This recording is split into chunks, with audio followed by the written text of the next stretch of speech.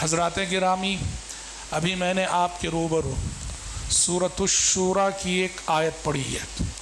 اس آیت میں اللہ تبارک و تعالیٰ نے ہم سب کے لیے، آپ سب کے لیے ایک بہت بڑا پیغام دیا ہے۔ پیغام بھی ہے اور ہم جیسے غافل انسانوں کے لیے ایک سخت تنبیہ بھی ہے اس آیت میں۔ آیت کا ترجمہ کیا ہے؟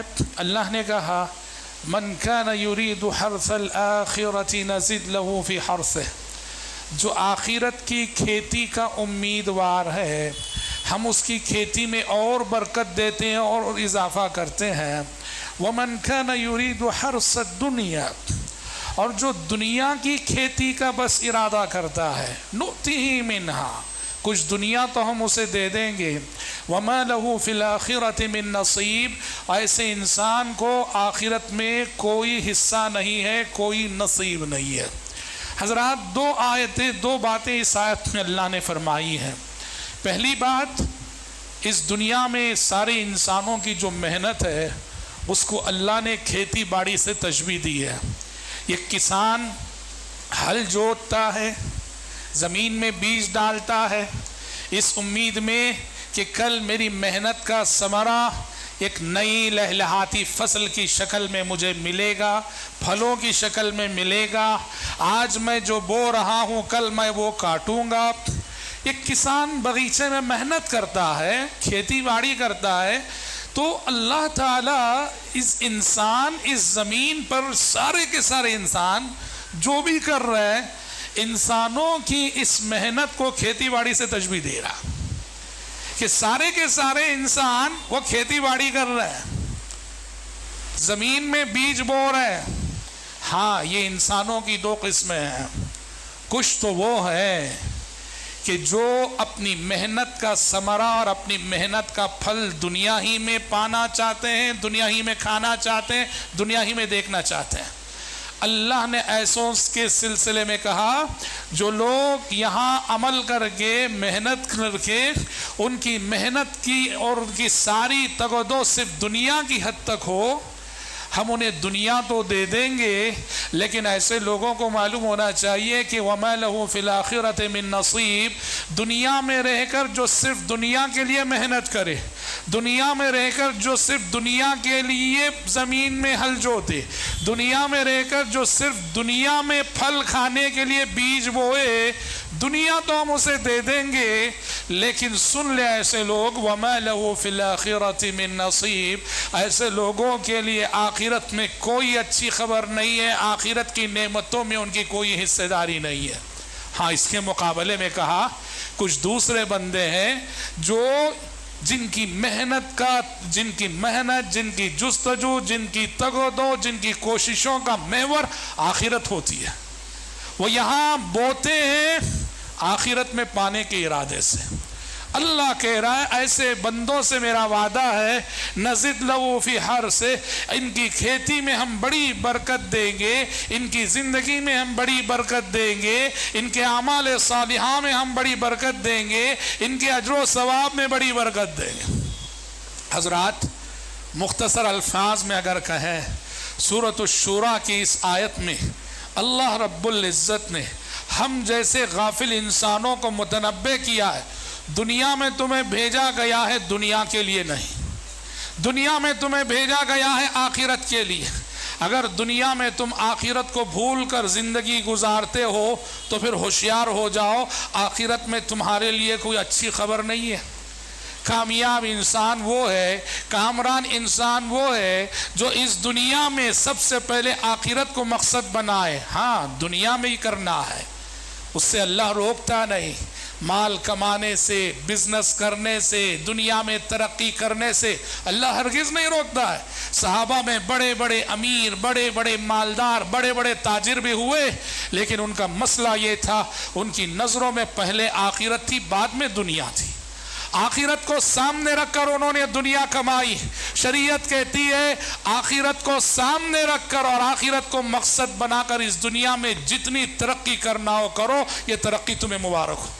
لیکن اگر دنیا کی ترقی آخرت کی قیمت کی بنیاد پر اگر حاصل کرنا چاہتے ہو، آخرت کا سودا کر کے دنیا میں ترقی کرنا چاہتے ہو تو سن لو ما لہ فی الآخرۃ من نصیب، ایسے لوگوں کے لیے آخرت میں کوئی حصے داری نہیں۔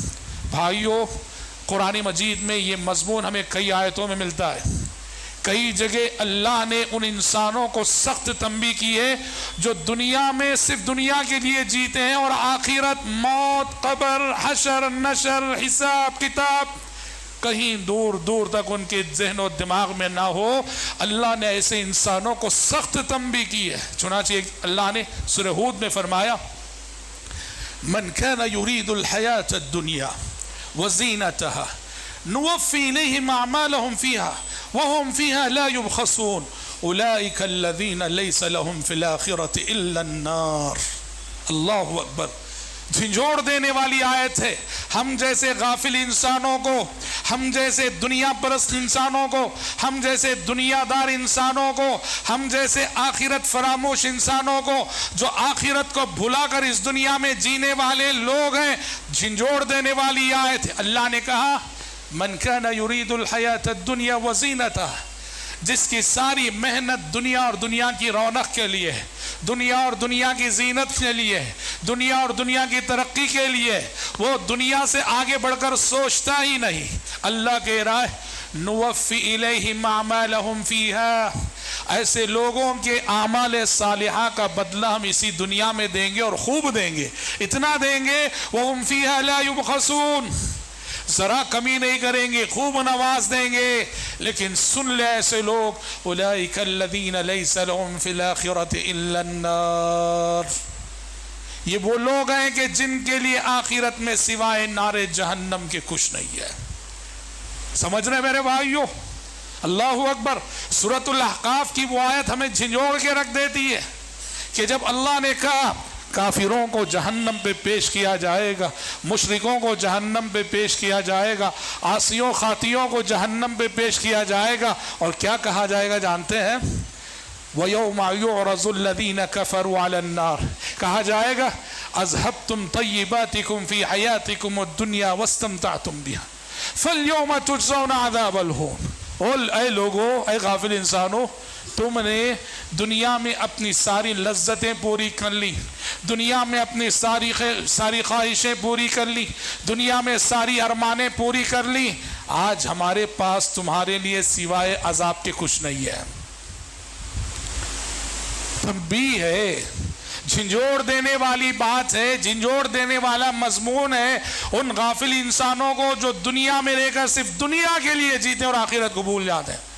اللہ نے ایک اور آیت میں سورہ یونس میں فرمایا ان الذین لا یرجون لقاءنا ورضوا بالحیاة الدنیا واطمأنوا بها والذین هم عن آیاتنا غافلون اولئک مأواهم النار بما كانوا یکسبون۔ اللہ اکبر۔ اللہ نے کہا جن کے جینے کا انداز ایسا ہے کہ ان کو دیکھنے سے لگتا ہے لا یرجون لقاءنا، آخرت کی ملاقات کی امید ہی نہیں انہیں، قیامت کے آنے پر یقین ہی نہیں انہیں، ورضوا بالحیات الدنیا، بس دنیاوی زندگی میں مگن ہے، واطمأنوا بها، اور دنیاوی عیش و آرام پہ پوری طرح سے مطمئن ہے۔ ان الذین لا یرجون لقاءنا ورضوا بالحیات الدنیا واطمأنوا بها والذین هم عن آیاتنا غافلون، دنیا میں مگن رہ کر ہماری آیتوں ہماری تعلیمات سے غافل ہیں، اولئک مأواہم النار بما كانوا یکسبون، ایسے لوگوں کا بدلہ سوائے جہنم کے اور کچھ نہیں ہے۔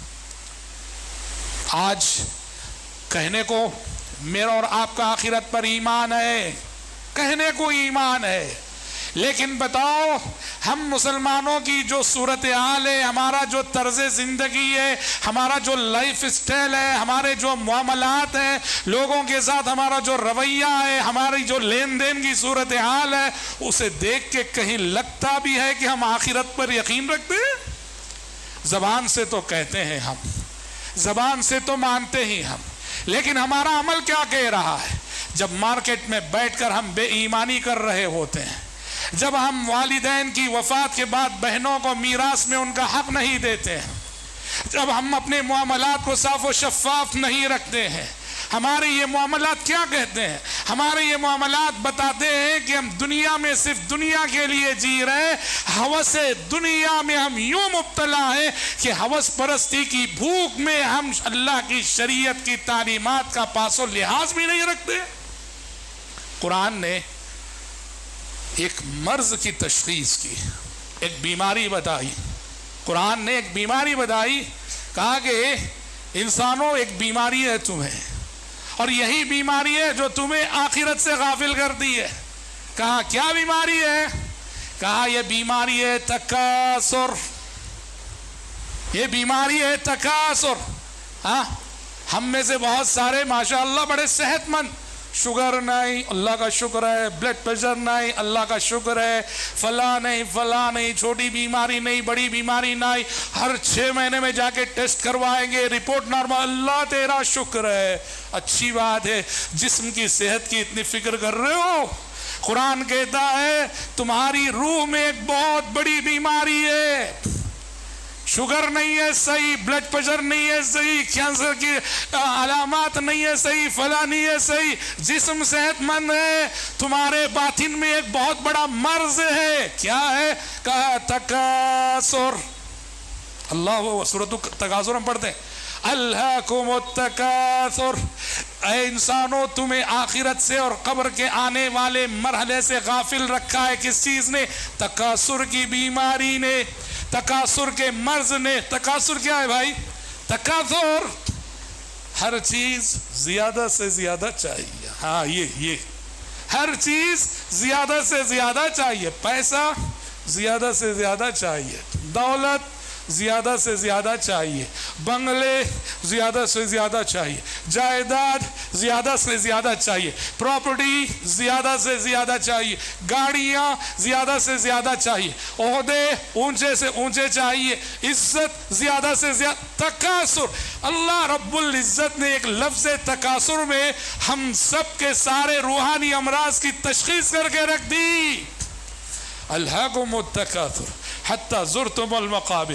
اے انسانوں، یہ جو زیادہ سے زیادہ چاہنے کی یہ جو بیماری ہے نا، اس نے تمہیں آخرت سے غافل کر رکھا ہے، اور یہ ایسی بیماری ہے، لسان نبوت نے فرمایا، احادیث میں نبی کریم صلی اللہ علیہ وسلم نے فرمایا، لو کان لابن آدم وادیان من ذهب لابتغى ثالثا ولا يملأ جوف ابن آدم الا التراب۔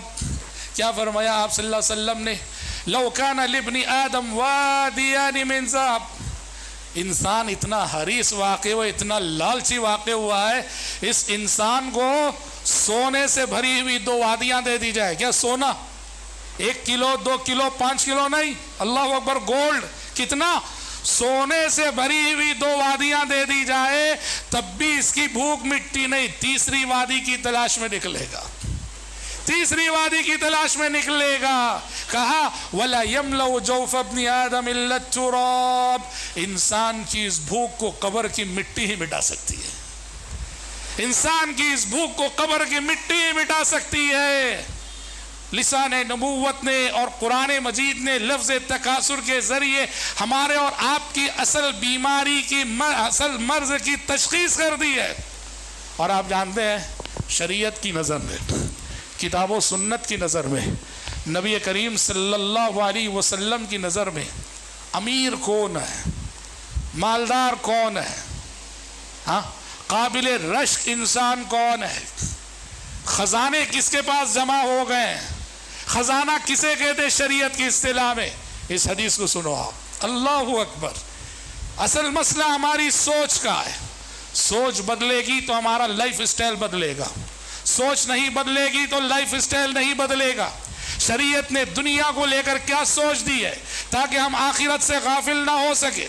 پیارے نبی کی حدیث سنیے، آپ فرماتے ہیں من اصبح منکم آمنا فی صربہ معافا فی بدنہ وعنده قوت یومہ فکأنما حیزت له الدنیا بحذافیرہ۔ اللہ اکبر۔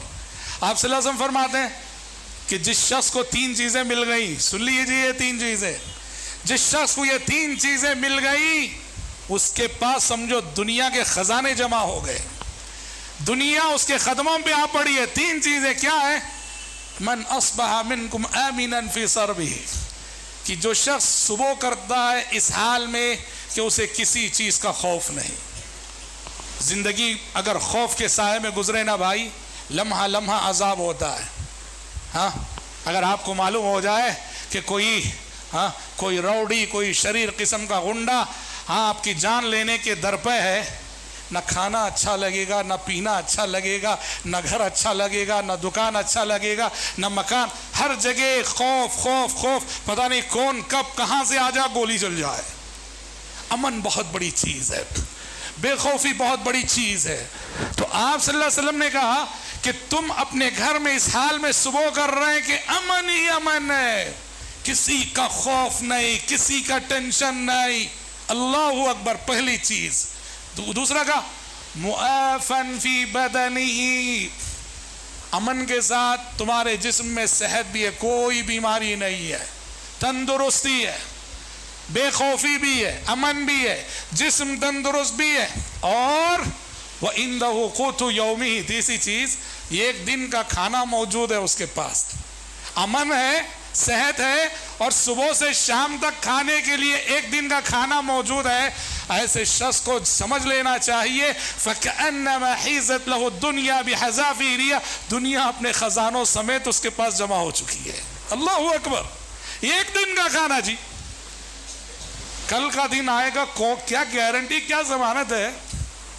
ایک دن کا کھانا تندرستی کے ساتھ، بے خوفی کے ساتھ۔ شریعت کہہ رہی ہے کہ ایسے انسان کو سمجھنا چاہیے کہ وہ اپنی جگہ ایک امیر انسان ہے، مالدار انسان ہے، دنیا کے خزانے اس کے پاس جمع ہو چکے ہیں۔ مسئلہ کیا ہے جانتے ہیں؟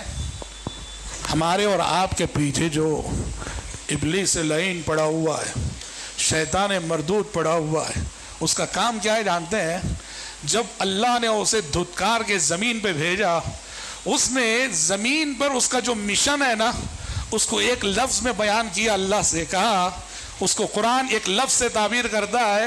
ابلیس کا کام کیا ہے اس دنیا میں؟ تزیین۔ کیا ہے تزیین؟ تزیین کسے بولتے ہیں؟ پالش کرنا، خوبصورت بنانا، ایک بد شکل چیز کو پالش کر کے خوبصورت بنانا۔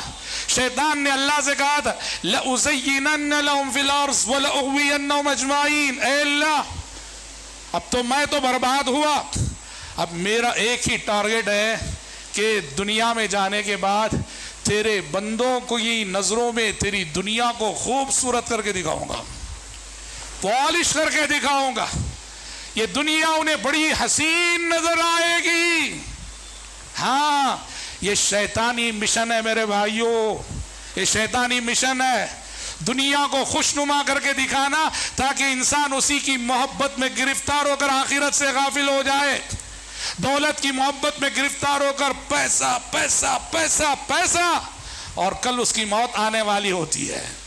آگاہ اپنی موت سے کوئی بشر نہیں، سامان 100 برس کا ہے، پل کی خبر نہیں۔ یہ شیطان کا مشن ہے، یاد رکھو، تزیین۔ دنیا اصل میں کیسی جانتے ہیں بھائی؟ ہاں، دنیا کو سمجھنا ہو، دنیا کی حقیقت کو، ایک 80-90 سال کی بڑھیا ہو، 80-90 سال کی بڑھیا ہو، اسے بیوٹی پارلر میں بھیج کر، بیوٹی پارلر میں اسے سجا اجا کر جب باہر لاتے ہیں، شیطان، دنیا کی اصل حقیقت کیا ہے؟ وہ جو 90 سال کی بڑھیا ہوتی ہے نا، وہ ہے دنیا، اس کا باطن بڑا تاریک ہے۔ بیوٹی پارلر میں لے جا کے اس کو سجا دیا جائے تو یہ جو ظاہری رونق آتی ہے، شیطان یہی کام کر رہا اور یہی اس کا مشن ہے، اس بے رونق دنیا کو ہماری نظروں میں بارونق بنا رہا ہے، اور یہ دنیا جس کا اندروں اور باطن بڑا تاریک ہے، ہماری نظروں میں بڑی روشن کر کے دکھا رہا ہے، اور انسان اس رونق، اس ظاہری چمک دمک سے دھوکہ کھاتا ہے، اس کے پیچھے پڑتا ہے۔ دنیا کے پیچھے پڑنے کا مطلب کیا ہے؟ کبھی دنیا عورت کی شکل میں آئے گی، عورت کے پیچھے پڑ گئے، کبھی دنیا کرسی کی شکل میں آ گئی، کرسی کے پیچھے پڑ گئے، کبھی دنیا مال حرام کی شکل میں آئی، اس کے پیچھے پڑ گئے، پڑ جاتے ہیں۔ اور اس دنیا کی حقیقت کب سمجھ میں آتی ہے بھائی؟ جب موت کا فرشتہ ہمارے سرانے کھڑا ہوتا ہے، اس وقت سمجھ میں آتی ہے یہ دنیا کیا ہے، متاع الغرور، قرآن کے الفاظ میں مختصر الفاظ میں اگر کہیں تو دنیا کیا ہے؟ متاع الغرور، یہ تو دھوکے کا سامان ہے، دھوکے کا سامان ہے، جس کو لسان نبوت نے فرمایا پیارے نبی صلی اللہ علیہ وسلم نے، یقول ابن آدم مالی مالی، انسان کہتا ہے میرا مال میرا مال، میرا پیسہ میرا پیسہ، میری دولت میری دولت. وَهَلْ لَكَ مِن مَالِكَ إِلَّا مَا أَكَلْتَ فَأَفْنَيْتَ او لبست فأبلیت او تصدقت فامزیت. میرا مال رٹ لگانے والے انسان سن، تین ہی چیزیں ہیں جو تیرا مال ہے، چوتھا کوئی تیرا مال نہیں، وہ کسی اور کا ہے. ما اکلت فافنیت، کھا کے جو ہضم کر دیا وہ تیرا مال ہوا. او لبست فابلیت، پہن کے جو پرانا کر دیا وہ تیرا مال ہوا. او تصدقت فامزیت، صدقہ و خیرات کر کے آخرت کے لیے توشہ تیار کر لیا، یہ تیرا مال ہوا. اس سے ہٹ کر کوئی چوتھا تیرا مال نہیں ہے. جس بنگلے میں رہ رہا ہے تیری آنکھ بند ہوتے ہی اس بنگلے کو چھوڑ کے قبرستان میں جا کے سونا پڑے گا. جس گاڑی میں گھوم رہا ہے تیری آنکھ بند ہوتی وہ گاڑی مارے میراث بن کے تیرے بچوں کی ہو جائے گی. تیرا کیا ہے؟ تیرا تو یہ تین ہی ہے، جو کھایا ہضم کیا، جو پہنا پورا کیا، اور جو صدقہ کر کے اپنے لیے توشہ بنا لیا، بس. اسی لیے بھائیو، دنیا کے فریب سے، دنیا کے دھوکے سے ہوشیار رہنا.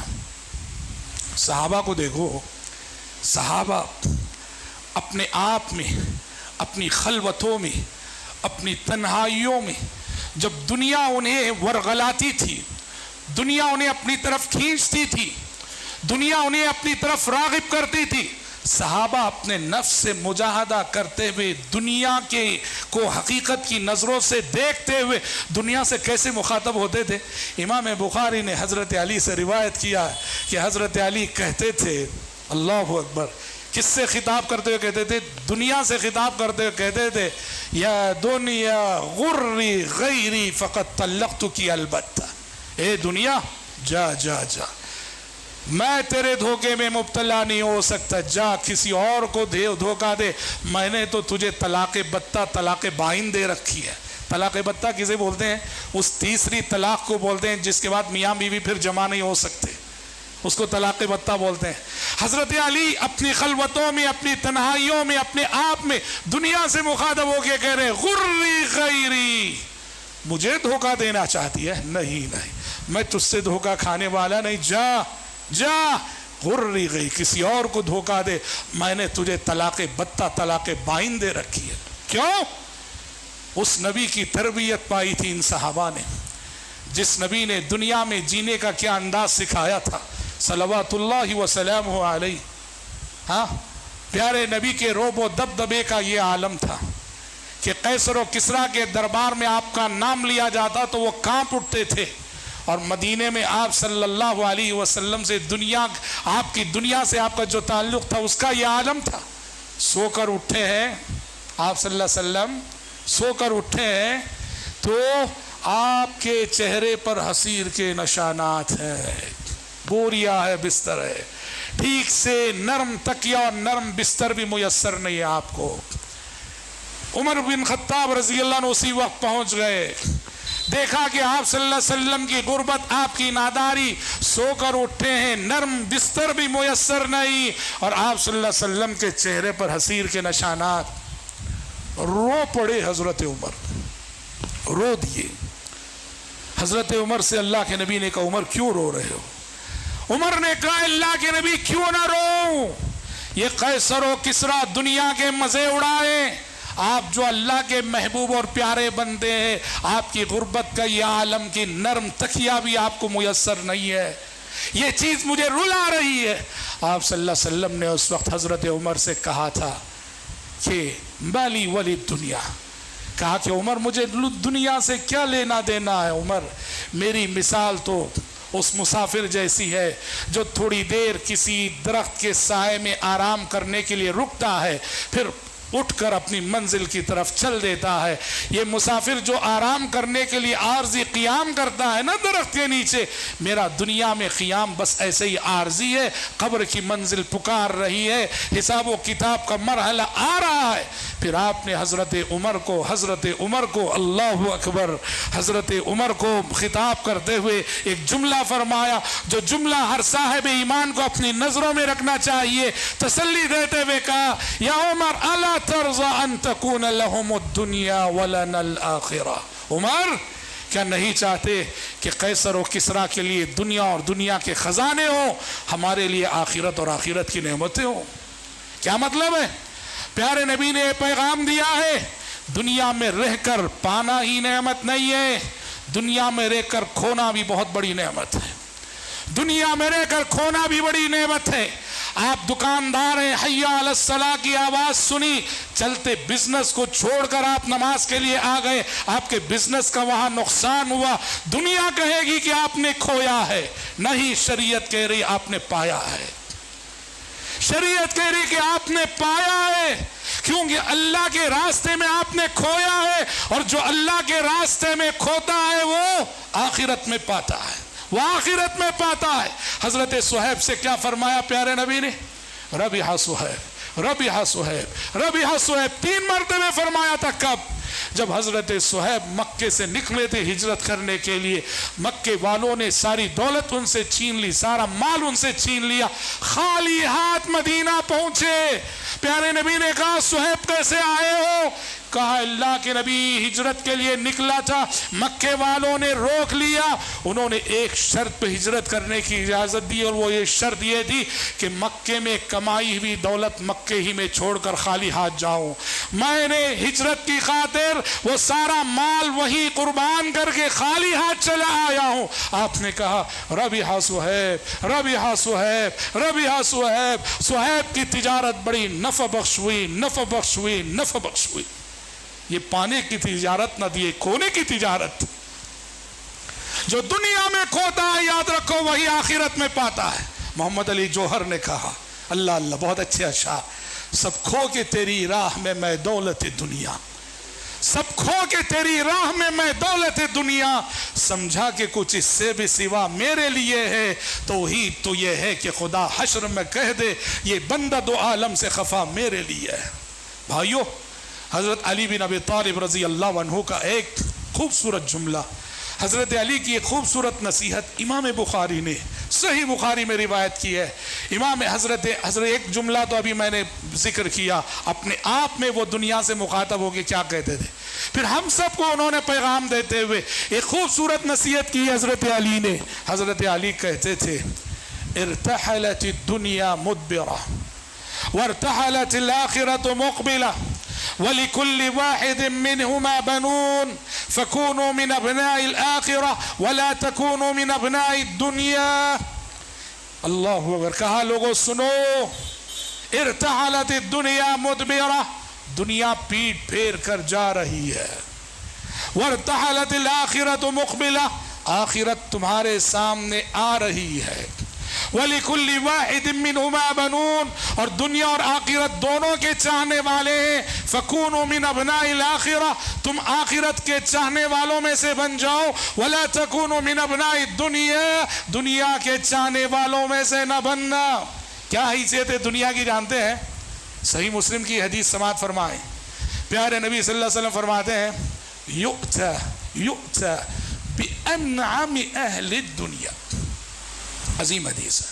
آپ صلی اللہ علیہ وسلم فرماتے ہیں کہ اللہ کل قیامت کے روز ایک ایسے شخص کو لائے گا جو دنیا کا سب سے آرام پسند شخص، نافرمان تھا وہ، اللہ کا باغی تھا وہ، عاصی و خاطی تھا وہ، گنہگار اور سیاکار تھا وہ، زندگی پوری نفس کی غلامی میں گزری، اور اللہ کے نبی کے الفاظ انعم اہل الدنیا، مطلب یہ ہے پوری انسانی تاریخ کا سب سے عیش پرست انسان، آرام پسند انسان، جس نے دنیا میں آرام ہی آرام دیکھا، دکھ کیا چیز ہے، بیماری کیا چیز ہے، مصیبت کیا چیز ہے، رنج کیا چیز ہے، غم کیا چیز ہے، جانا ہی نہیں۔ ایسے شخص کو لایا جائے گا اور 1 سیکنڈ کے لیے جہنم میں غوطہ دیا جائے گا، اور 1 سیکنڈ میں جہنم کا غوطہ دے کر اسے اٹھایا جائے گا اور اللہ پوچھے گا او بندے جانتا ہے کہ آرام کسے کہتے ہیں؟ وہ کہے گا نہیں اللہ مجھے نہیں معلوم کہ آرام کس چڑیا کا نام ہے۔ 1 سیکنڈ کا غوطہ نارے جہنم کا دنیا کے سارے عیش و آرام کو بھلا دے گا۔ اور اس کے مقابلے میں آپ نے فرمایا ایک مومن کو لایا جائے گا۔ یہ کیسا ہوگا؟ یہ مومن انسانی تاریخ کا سب سے دکھی انسان، مصیبت زدہ انسان، جس نے زندگی میں دکھ ہی دکھ دیکھے، رنج ہی رنج دیکھے، مصیبتوں میں گھری رہی زندگی، تکلیفوں میں گھری رہی زندگی، پر مومن تھا وہ، اللہ کا فرما بردار تھا وہ۔ جنت الفردوس کی ہلکی سی سیر کرائی جائے گی اور اللہ اسے پوچھے گا بندے جانتا ہے مصیبت کیا چیز ہے، تکلیف کیا چیز ہے؟ وہ مست رہے گا پروردگارا نہیں معلوم مصیبت تکلیف دکھ درد کسے کہتے؟ جنت الفردوس کی ہلکی سی سیر دنیا کی ساری تھکن کو بھلا دے گی۔ تو سوچو کہ کتنا بد نصیب ہوگا وہ شخص جو اس 60-70 سالہ زندگی کے لیے اس باقی آخرت کو فنا کر لے۔ اور مومن کتنا ہوشیار اور کتنا چالاک ہے جو اپنی دنیا کو تو قربانی دیتا ہے، راحتوں کی، چین کی، عیش کی، دولت کی، خواہشات کی، مگر جو باقی آخرت ہے دنیا فانی کو وہ گوا لیتا ہے مگر آخرت کو وہ کما لیتا ہے۔ اس لیے محترم بھائیوں، آج کی ہمارے خطاب کا پیغام یہی ہے کہ شیطان میرے پیچھے، آپ کے پیچھے، ہم سب کے پیچھے پڑا ہوا ہے۔ وہ چاہتا ہے کہ ہم دنیا میں رہ کر دنیا دار ہو جائیں، دنیا کے اسیر بن جائیں، دنیا کے غلام ہو جائیں، دنیا کی قید میں گرفتار ہو جائیں۔ ہوشیار اس فتنے سے، ہوشیار اس فتنے سے، آخرت فراموش نہ بنو، قبر کے مرحلے کو نہ بھولو، موت آنی ہے اور آنی ہے۔ آپ دیکھتے نہیں شیطان جو ہے یہاں بھی بہت دھوکے باز ہے۔ کیا خیال ڈالتا ہے؟ ابھی تو زندگی کا بڑا طویل سفر باقی ہے، ابھی تو جوانی ہے، ادھیڑ عمر ہوگی، بڑھاپا آئے گا، بیماریاں آئے گی اور تب چل کر موت کے منہ میں۔ آپ دیکھتے نہیں کتنے واقعات ہو رہے ہیں۔ موت کے لیے بیماری کی تمہید کوئی ضروری نہیں ہے، موت کے لیے بڑھاپے کی قید کوئی ضروری نہیں ہے۔ موت ہر ایک کو آ رہی ہے، بچوں کو بھی، جوانوں کو بھی، بوڑھوں کو بھی، مردوں کو بھی، عورتوں کو بھی۔ اس کی تیاری کر لو۔ پیارے نبی نے فرمایا اکثروا ذکر ہادم اللذات الموت، لذتوں کو ختم کر دینے والی چیز یعنی موت کو زیادہ سے زیادہ یاد کرو، اسے کبھی فراموش نہ کرو۔ ایک بادشاہ نے ایک اللہ والے سے پوچھا، ایک حکمران نے، ایک بادشاہ نے ایک اللہ والے سے پوچھا کیا بات ہے، ہم دیکھتے ہیں کہ تم لوگ موت کے سلسلے میں بڑے بے خوف اور نڈر نظر آتے ہو، پر ہمیں موت کے لفظ سے ہی بڑا ڈر ہوتا ہے۔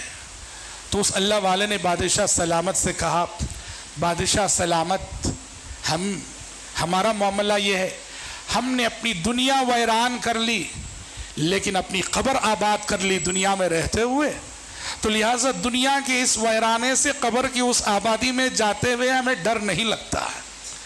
آپ لوگوں کا مسئلہ یہ ہے بادشاہ سلامت، آپ لوگوں نے اپنی دنیا آباد کر لی اور خوب آباد کر لی، قبر ویران کر لی، تو دنیا کی آبادی سے قبر کے ویرانے میں جاتے ہوئے آپ کو ڈر لگتا ہے۔ خبر آپ کے لیے ویرانہ ہے، ہمارے لیے آبادی ہے، ہمیں آبادی میں جاتے ہوئے اچھا لگتا ہے، آپ کو ویرانے میں جاتے ہوئے ڈر لگتا ہے، بس اتنا ہی فرق ہے۔ محترم بھائیو، آخرت کو کبھی نہ بھولو۔ صحیح مسلم کی حدیث میں آپ صلی اللہ علیہ وسلم نے فرمایا ما منکم من احد الا وسيكلمه ربه ليس بينه وبينه ترجمان فينظر ايمن منه فلا يرى الا ما قدم وينظر ايسر منه فلا يرى الا ما قدم فاتقوا النار ولو بشق تمرة۔ آپ صلی اللہ علیہ وسلم نے کہا لوگوں سنو، تم میں سے ہر شخص کو حشر کے میدان میں اللہ کے سامنے کھڑے ہونا ہے اور اللہ کے سوالات کے جوابات دینے ہیں۔ رب کے سوالات ہوں گے، بندے کے جوابات ہوں گے، لیس بینہ و بینہ ترجمان، بندے اور رب کے درمیان کوئی ٹرانسلیٹر نہ ہوگا، ڈائریکٹ سوالات ہوں گے، اللہ پوچھ رہا ہے، بندے کو جواب دینا ہوگا۔ اللہ کے سوالات سن کر بندہ پریشان ہو کر دائیں دیکھے گا، سوائے اپنے عمل کے کچھ نظر نہیں آئے گا، پریشان ہو کے بائیں دیکھے گا، سوائے اپنے عمل کے کچھ نظر نہیں آئے گا۔ فاتقوا النار ولو بشق تمرہ، لوگوں نار جہنم سے بچ جاؤ عمل کر کے، بھلے سے آدھے کھجور کا صدقہ کر کے ہی صحیح۔ کیا مطلب؟ حشر کی عدالت میں ایک ہی چیز کام آنے والی، وہ ہے عمل صالح۔ آخرت میں ہمارا بیڑا پار لگانے والا ایک ہی ساتھی ہے ہمارا، جو کہ عمل صالح۔ نسبتیں کام آنے والی نہیں، رشتہ داریاں کام آنے والی نہیں، تعلقات کام آنے والی نہیں، کوئی چیز کام آنے والی نہیں، عمل صالح۔ یا فاطمہ انقذی نفسک من النار فانی لا اغنی عنک من اللہ شیئا، اپنی لخت جگر فاطمہ رضی اللہ عنہا سے مخاطب ہو کر پیارے نبی نے کہا تھا، بیٹی فاطمہ عمل کر لے، عمل کر کے خود کو نار جہنم سے بچا لے، کیوں؟ میں اللہ کے پاس تیرے کچھ کام آنے والا نہیں ہے۔ بھائیوں، میرے اور آپ کے سامنے جو سب سے بڑا چیلنج ہے وہ کیا ہے؟ اللہ کی بنائی ہوئی جہنم سے خود کو نجات دلا کر جنت الفردوس کا مستحق بنانا خود کو۔ اور یہ چیز اللہ نے کہا سب سے بڑی کامیابی یہی ہے، فمن زحزح عن النار وادخل الجنت فقد فاز، جو نار جہنم سے بچا لیا جائے، جنت الفردوس میں داخل کر دیا جائے، وہی کامیاب اور یہی سب سے بڑی کامیابی ہے۔ اور آئیے ایک آسان سا وظیفہ بتا کر حصول جنت کا میں اپنی گفتگو کو ختم کرتا ہوں۔ پیارے نبی نے فرمایا، جو شخص دن میں 3 مرتبے جہنم سے پناہ مانگے اور کہے اللہم اجرنی من النار، اللہم اجرنی من النار، اللہم اجرنی من النار، کیا مطلب؟ اے اللہ مجھے نار جہنم سے بچا لے، اے اللہ مجھے نار جہنم سے بچا لے۔ کہا دن میں 3 مرتبے یہ دعا پڑھے گا، جہنم خود اللہ سے سفارش کرے گی، کہے گی اے اللہ وہ تیرا فلاں بندہ مجھ سے پناہ مانگ رہا ہے، اے اللہ اس بندے کو میرے اندر داخل مت کرنا۔ اور پیارے نبی فرماتے ہیں جو دن میں 3 مرتبے کہے اللہم انی اسألک الجنہ، اللہم انی اسألک الجنہ، اللہم انی اسألک الجنہ، اے اللہ میں تجھ سے تیری جنت مانگتا ہوں، اے اللہ میں تجھ سے تیری جنت مانگتا ہوں، جنت خود اللہ سے سفارش کرتی ہے، کہتی ہے پروردگارا تیرا فلاں بندہ مجھے طلب کر رہا ہے، مجھے مانگ رہا ہے، اس کو میرا داخلہ نصیب فرما دے۔ خوش نصیب ہے وہ انسان جن کی زندگی کے شب و روز اس دعا کے ساتھ گزرتے ہو۔